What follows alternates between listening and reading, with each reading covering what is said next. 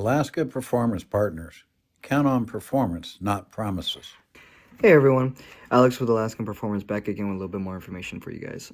Today I wanted to take the time to talk about the importance of why you should hire a real estate agent, as well as a couple of red flags as to why the one you're working with might not be the one for you.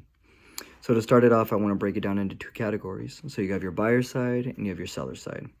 And on the buyer side, one of the most important and coolest parts about it is you don't have to pay for a real estate agent. The selling side generally covers the commission for both their seller's agent and the buyer's agent. So it pretty much entails you with a free expert in the field that you're in right now. I know a real estate transaction comes with a lot of costs. You know, you have your down payment, you have your closing costs, you got to pay for your home inspection, and there's a couple other costs that could come up along the way. But this is just, a nice little way to alleviate a little bit of the financial stuff that you have to deal with. And to piggyback off all of that, it does give you an expert who knows exactly what to do in a real estate transaction. There's just so much to navigate through when you got, your lending, you got title, you got the selling side, you got to deal with state regulations, you got to know what documents to have and stuff like that. And having an agent there who knows all the documents, who knows how to negotiate, who knows the market and stuff like that can just be a huge plus to you. Because at the end of the day, we're looking out for your best interest. And by having someone there who can help you fill out a document in a little better way, who can help you negotiate in a better way, can make all the difference between you paying market price for a house or overpaying for a house with a seller that might, be trying to take advantage of a agentless buyer.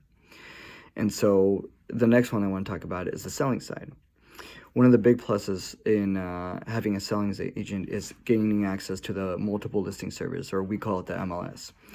In Alaska, just about every single agent is on the MLS, and it's our personal Zillow that we use to find houses and to sell houses and stuff like that. So every agent takes the houses that they're listing and they put it on the MLS. And by having it on the MLS, it just gives you a whole new ocean of buyers to have access to and market to as well too. So by not being listed with an agent, you lose access to the MLS. And sure, while you still have Zillow and all those other ones, like I said, agents aren't generally looking on Zillow for houses for you. They're on the MLS. So when they search it up and, they're looking at houses and yours doesn't pop up, you lose out on that right there. Another big part is, again, we are experts in our field. We know the market. We know how to deal with buyers. We know how to deal with other agents. We know how to deal with all the little stuff. We're here to deal with all the hiccups that come up in a deal and stuff like that. So having somebody there who's going to, avidly support you and your best interests in a deal, especially on the listing end, is a great thing as well. And just to piggyback off that even a little bit more is that we know how to market stuff. So, for example, in my company at Jack White, we take the time to have what we call as a sales meeting as a company, and we do it every Tuesday. And we all get together and we market our properties to each other. So that way, in case we all have, buyers that we're working with and stuff like that, they might be interested in that they haven't seen this house or it hasn't popped up for whatever reason. It's just, it's the little things that we do to kind of help market your house. So, and then to kind of end everything off a little bit, I wanted to talk about a couple red flags that you should be looking for if you're dealing with an agent that you feel might not be the right one. And the first thing is that I've explained it a couple of times is you want an agent that's looking out for your best interests. You don't want one that's worried about their commission. You don't want one that's worried about their own personal gains and stuff like that. It's got to be about what's in your personal interest.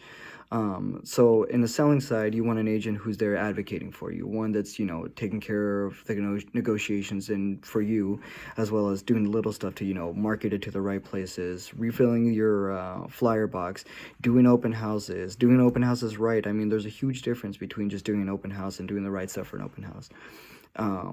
You want to make sure that they're really getting the word out there and doing the best thing and, giving you the best market price and stuff like that, telling you about the market, knowing the market. There's just so much to it. And if you feel like your agent isn't doing enough, it might be a telltale sign there. And as a buyer's agent, you want to make sure that your agent is also looking out for your best interests.